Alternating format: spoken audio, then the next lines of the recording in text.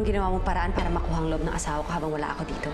Kathy, wala akong masamang intensyon. Nagluto lang ako dahil natuwa ako na bumalik ka na. Masaya ka ba talaga na buhay ako? O baka naman matagal mo nang pinagdasal na sana patay na ako talaga para masolo mo na si Edward? Siguradong buhay pa ang hayop na yan. Tingin ko, kailangan mo na magpalamig, Gabi. Masyado akong mainit ngayon. Hindi ibig sabihin nito na titigilan ko si Kathy at si Edward. Medyo mag-ingat na lang siguro kayo, no? Lalo't nasa first trimester ang pregnancy niya. At magti 3 months na rin pala ang baby. 3 months? Edward, paano nangyari yun? Di ba 2 months pa lang simula na umuwi ka? Oo nga. Uy! Premyo yan, ha? Nagbago na ba yung taste mo sa babae? Pare, katulong nyo na ba yung pinupormahan mo ngayon? Sabagay, sino bang katulong tatanggi sa'yo? Kathy, kilala mo kung sino mo ngayon? Ngayon ko lang sila nakita, Edward.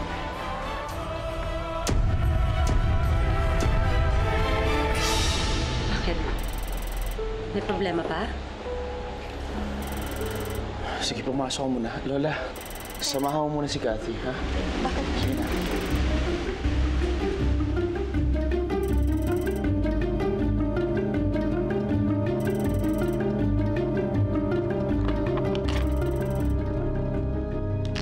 Akala niyo masaya na kayo.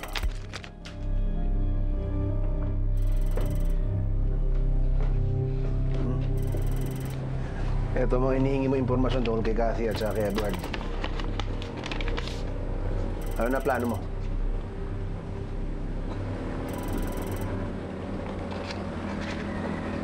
Sa tingin yung matitigilan niyo ako. Tingnan lang natin. Ayan na. Kapapalad ako. Hanggang papalad ako. Alis na tayo. Kailangan niyo dito. Alis na tayo. Anong kailangan nyo? Kailangan! Ano? Tumingo ka. Sir! Anong kailangan nyo, ha? Sumagot ka! Sir, nagbabantay lang po kami kay Ma'am Kathy. Ano? Sir, tauhan kami ng mga Alcantara. Oh, Nay. Huwag na ho kayong kumilos. Hindi pa ho kayo lubusang magaling.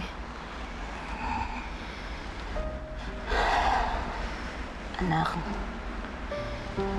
nakita ko yung nangyari kanina. Yung ginawa ng mga kaibigan ni Sir Ryan. Maraming mang-aapi sa'yo pag patuloy kang nakipaglapit kay Sir Ryan. Mahihirapan ka lang, anak. Tama ho kayo, Nay. Sorry ho kung naging matigas ang ulo ko. Siguro, umasa lang talaga ako na pwede rin ako sa mundo ni Sir Ryan kahit na mahirap lang tayo. Kahit na alam kong hindi naman talaga pwede. Anak, isipin mo na lang ang dito ang nanay. At hindi mo kailangan ng mga ganyang kaibigan.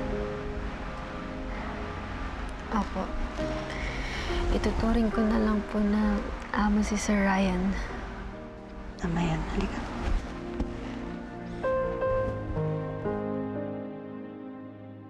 Walang ibig sabihin ng pagpapadala nila mami ng bodyguard.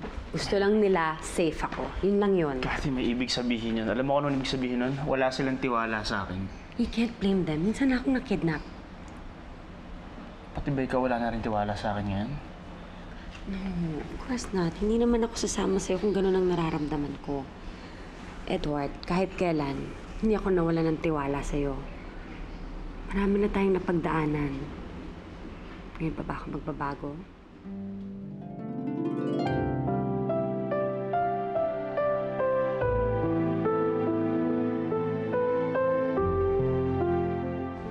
Denise? Denise, may kailangan pa? Wala. Pasensya na nakadisturbo ko.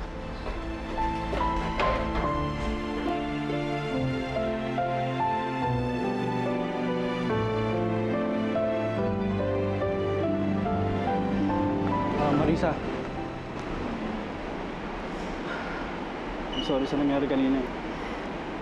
Tama naman yung mga kaibigan mo eh. Katulong lang ako para makipaglapit ka sa akin. Hindi naman ganun yung tingin ko sa'yo eh. Wala akong pakialam sa sasabihin nila. Basta, gusto kong maging magkaibigan tayo, Marisa.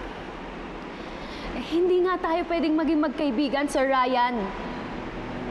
Ba't ganyan ka? Ginagawa ko yung lahat para maging mabuting kaibigan sa'yo.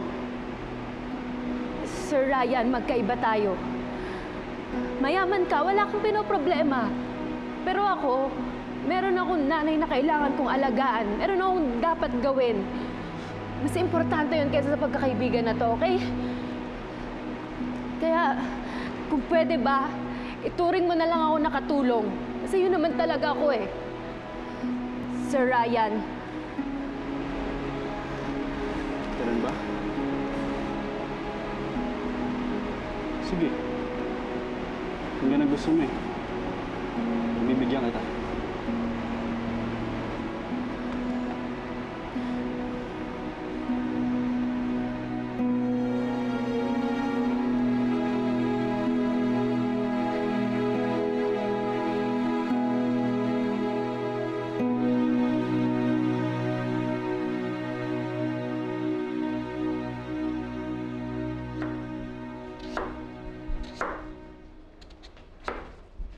Don't tell me, hindi pa kayo nakakahanap ng bagong lilipatan.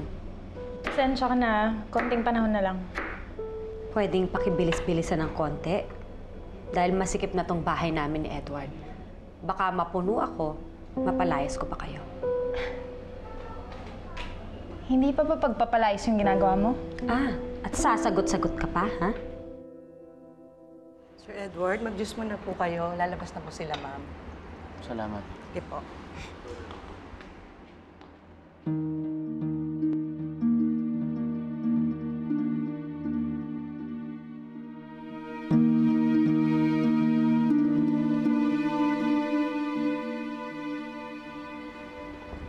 Naligaw ka yata.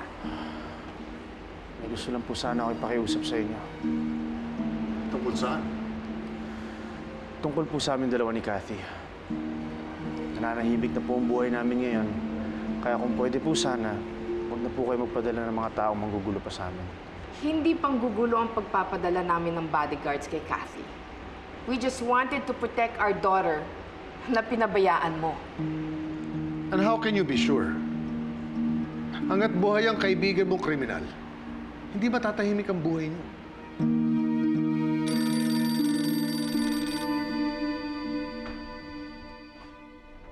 Hello? Kathy, kamusta ka na? Walang Kathy dito.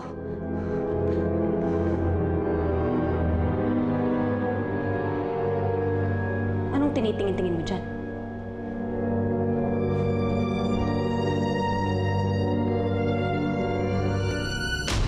Hindi ko naman po pinapabayaan si Kathy. Kaya pwede ba, pabayaan niyo na kaming dalawa? I suggest bumalik kayo sa dating bahay ninyo. And please, Edward, tanggapin mo ang bodyguard para kay Catherine. Hindi sanay sa hirap ang anak ko. Hanggat buhay ang Gabi na yan, nasa peligro pa rin ang buhay niya. Pasensya na kayo pero hindi na kami babalik sa dati naming bahay.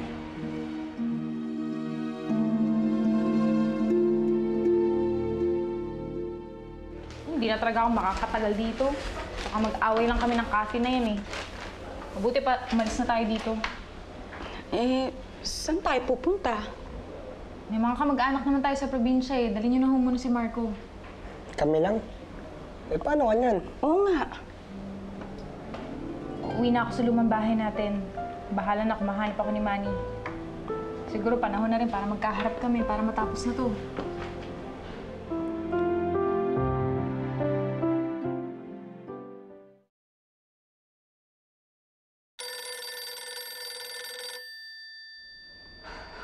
Ano pa bang kailangan mo?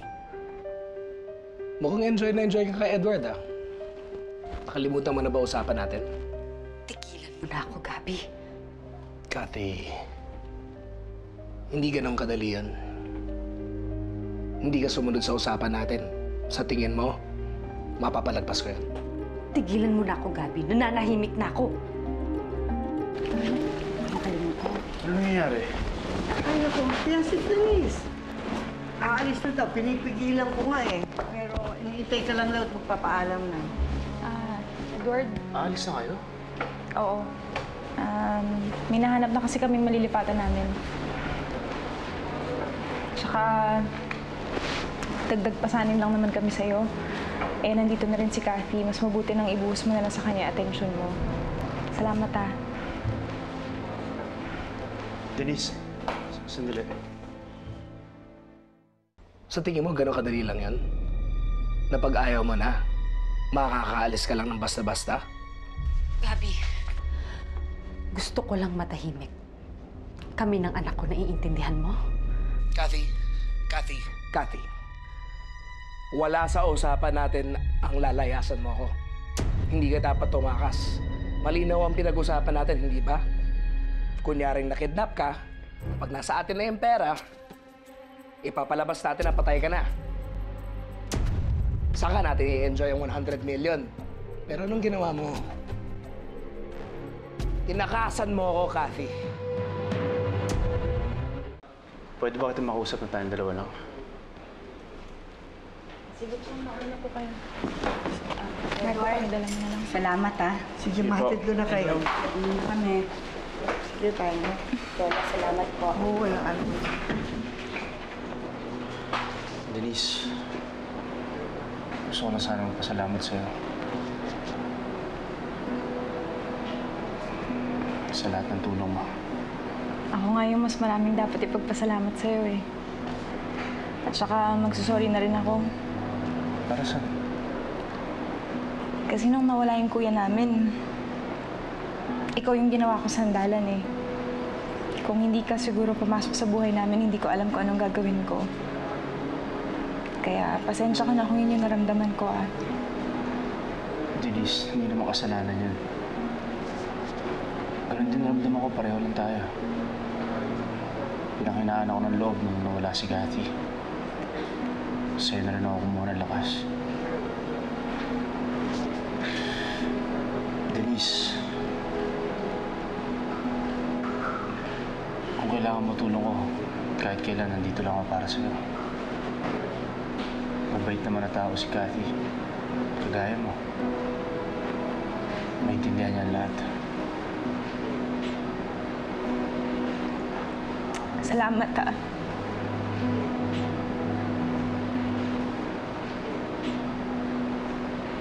Hindi ko pinagsisisihan na may nakilala akong isang katulad mo.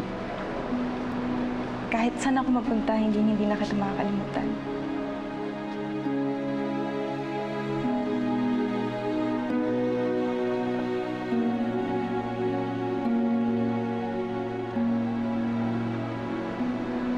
Napakaswerte ni Kathy sa'yo.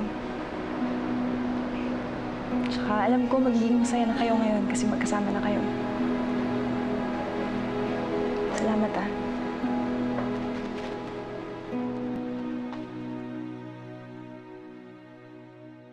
Okay, fine. Sumira ako sa usapan natin. Pero ano pa bang nirereklamo mo dyan? Nasa iyo naman ang pera, ha? Kathy, hindi pa ako tapos sa inyo ng asawa mo. Hindi kita pinapasok sa mundong ito para lang makaalis ka kahit kailan mo gusto. Masyado kang maraming alam tungkol sa operasyon ko. Nangako ako sa'yo na wala akong sasabihin sa iba, di ba? Ginagawa ko naman yun. Pero Kathy, paano yung pinagsamahan natin? Hindi naman pwedeng basta-basta mo lang kalimutan yun, hindi ba? Ang dami ko nang hirap sa'yo, Kathy.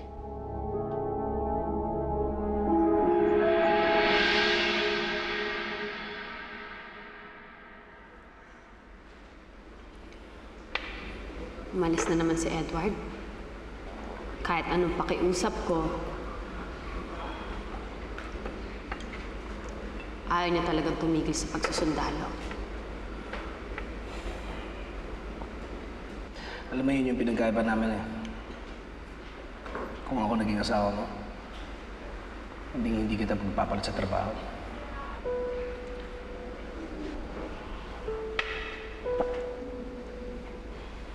Alam ko naman yun, Gabi. Buti ka pa nga. Dami kang oras para sa akin.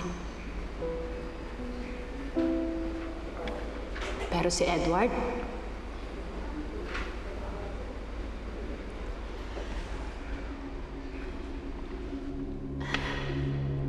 alam mo ba kung ilang beses na niyang na-miss ang mga anniversaries namin? Dahil lagi lang siyang nasa kampo, walang ibang importante sa kanya kundi ang trabaho niya.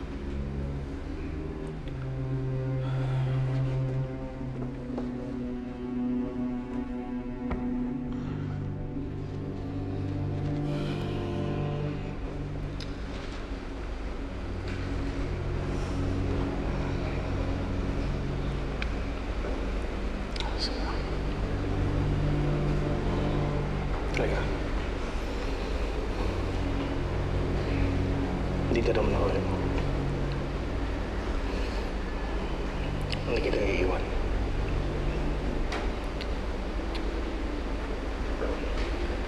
Salamat, Gabby.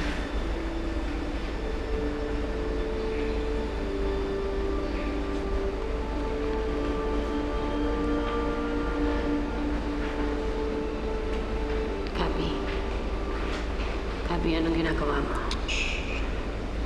Gabby, please. Gabby, mali to.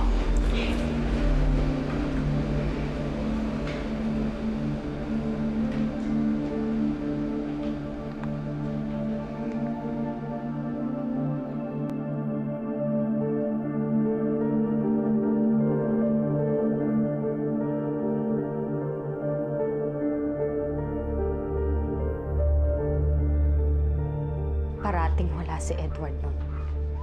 Malungkot ako. Yun lang ang dahilan kaya nagawa ko yun. Kathy, alam natin pareho na hindi totoo yan. Baka sa mukha mo nag-enjoy ka eh. Hindi ba? Nag-enjoy ka nung nagsasama pa tayo? Lahat ng oras na hindi mabigay sa'yo ng asawa mo, ibinuhos ko sa'yo, Kathy. Lahat. Tigilan na natin itong usapan na to. Yun talaga gusto mo? Ha, Kathy? Eh kung nalaman ni Edward ang lahat, sa tingin mo tatanggapin ka pa rin niya?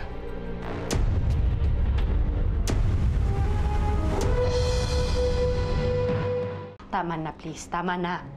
Ayoko nang marinig pa yung mga sasabihin mo. O bakit, Kathy? Ayaw mo itong ginagawa ko? Pinapaalala ko sa'yo lahat ng mga kasalanan mo sa asawa mo kay Edward. Kathy, kahit anong gawin mo, hindi mo na malilinis ang sarili mo. Pati kaluluwa mo. Madumi na. Ano sabi mo? Babalik na si Edward. Ayokong makahalata siya na may relasyon tayong dalawa. So, ganun lang yan. Uuwi na yung asawa mo, tapos kakalimutan mo na ako. Para pag malungkot ka, sa pinto ko kakato ka. Gabby, huling beses na natin pagkikita to. Naintindihan mo? Asawa ko pa rin si Edward.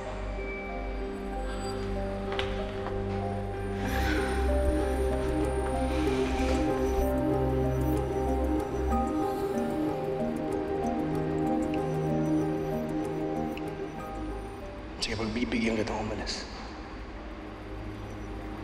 Kahit masakit na sa akin. Pero pagbigyan mo rin ako sa huling pagkakataon.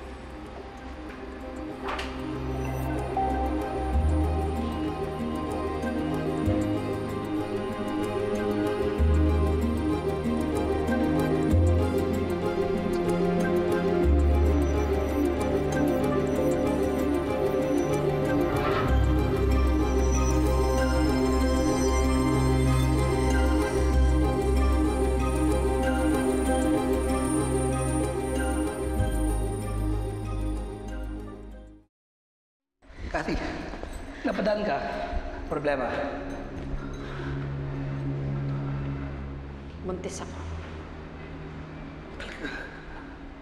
Anong gagawin natin? Paano pag nalaman to ni Edward, ha? Kathy, hindi niya malalaman to.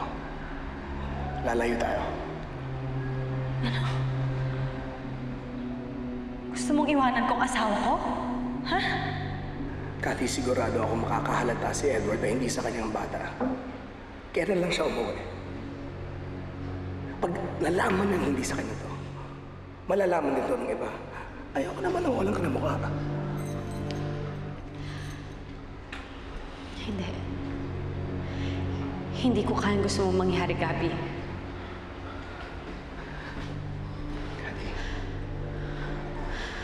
Kathy, makinig ka sa akin. Gagawin ko ang lahat. Maging masaya ka lang. Lahat. Sigurado ako mas magiging masaya ka sa akin kaysa kay Edward. Hindi, Gabi. Hindi ko kayang iwanan si Edward ng ganun-ganun na lang.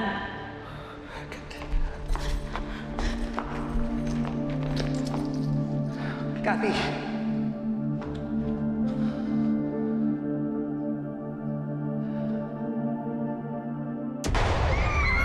Kathy! Kathy! Tawag mo ate ko! Ate! Edward! Tawag niyo ako, Edward! Subukan mo sumunod! Pasasabugin namin ang ulo ng asawa mo! Edward! Ito pampalit mo. Sandali. Bakit niyo ba ako kinidnap? Asan yung kapatid ko na si Ryan? Ano ba nasasaktan ako? Ano bang kailangan niyo sa akin, ha? Tumahimik ka!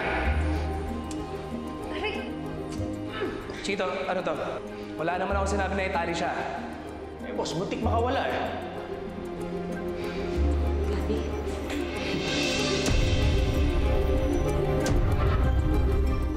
Ikaw nagpakidnap sa akin? Kathy, tigas ng ulo mo. Pasensya na. Dinaan ko na lang sa puwersa. Pati kapatid ko, dinamay mo? Huwag ka mag-alala kay Ryan. Sa totoo lang, nadamay lang naman siya dahil magkasama kayo eh. Napulot din siya. Wala sa usapan natin na ipapakidnap mo ko! Anong gusto mong gawin ko? Hindi ka naman sasama sa akin, di ba? Sabi mo yun. Ito lang yung naisip kong paraan para makuha ka eh. Talaga, ibalik mo ako sa amin! Ibalik mo ako sa amin, Gabi! Seryoso ka? Pumasok ka sa relasyon natin. Sirang-sara na kayo ni Edward nun. Tapos ngayon buntis ka. Ako yung ama. Pag sumabog yung balita, siguradong malaking kahihiyan to sa pamilya mo. Baka hindi ka lang tanggalan ng mana eh. Itakwil ka pa nila. Kasalanan ko to eh. Kasalanan ko to. Kaya huwag mo sisihin sarili mo. Tao ka lang naman eh. Masaya ka sa akin, hindi ba? Sa Kathy, sa totoo lang, wala talagang planong pamanahan ka ng pamilya mo. Ginalit mo sila. Hindi nila nagustuhan yung ginawa mo pagpapakasal kay Edward.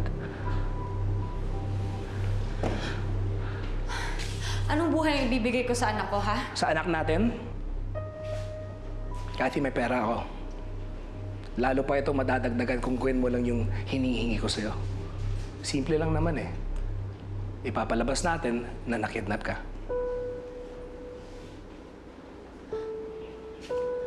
Ano? Simple lang. Pag nakuha natin ang ransom money, ipapalabas natin na patay ka na. Sa ganung paraan, sarado ang kaso. Hindi tayo hahanapin. Magiging masaya tayo. Pinapangako ko sa'yo yun, Kathy.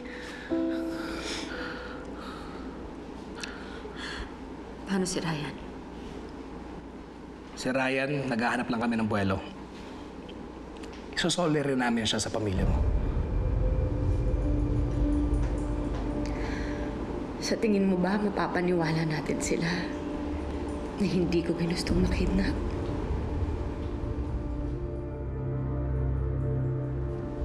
Anong gagawin mo dyan? Malalaman mo rin. Hindi ko naisip na kaya kong manloko ng ganito, Kathy. Sige na. Upo ka muna. Kaunting tiis na lang, Kathy. Papasa atin na rin ang pera. Chito!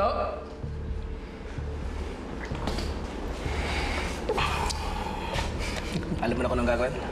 Yes, boss. Kathy, nakasalalay sa'yo ang paniniwala nila.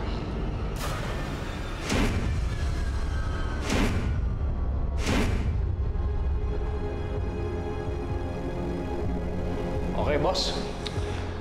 Kathy. Recording.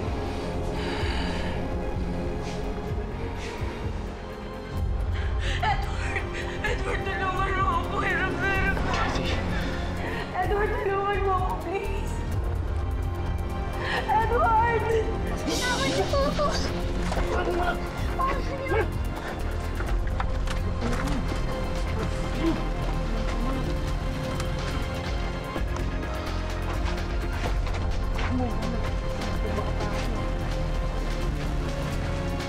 Edward! Edward, tulungan mo ako! Edward, tulungan mo ako! Edward! Edward! Edward, tulungan mo ako! Edward, tulungan mo ako!